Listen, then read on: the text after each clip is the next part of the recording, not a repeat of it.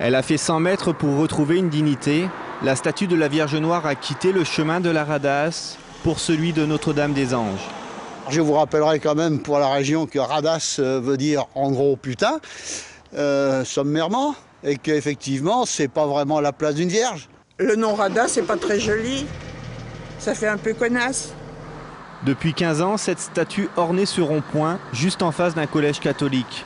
Mais à l'époque, le maire n'avait pas prêté attention à la signification du nom de la rue. Quand on l'a installée, c'était de la mettre à un endroit où ça correspondait un petit peu. Il y avait un rond-point où il n'y avait pas grand-chose dessus, qui était juste à l'angle du collège Assomption, qui venait de se créer.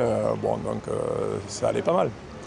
Sauf que c'était chemin de Voilà, sauf que c'était chemin de Radasse. Bon, c'était peut-être pour exorciser les choses. Elle a pris la place d'une ancienne cabine téléphonique à côté d'un poteau électrique. Un déplacement que beaucoup de villageois ne comprennent pas.